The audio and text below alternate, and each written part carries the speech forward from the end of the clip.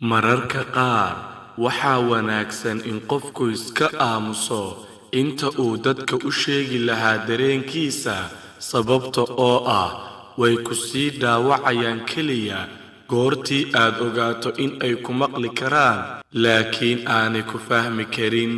Waxa aynu ka xidhan karnaa indhaha waxyaabaha aynaan rabin inaynu aragno, laakiin kama xidhan karno qalbigeenna waxyaabaha aynaan rabin in aan dareenno.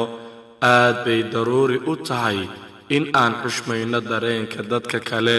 Dadka qaarkii marnaba ma lunto quruxdoodu si kasta oo ay u weynaadaan, da'na ugu darsanto, sababta oo ah quruxdoodu marnaba ma ahayn wejiga, waxay ahayd qalbiga.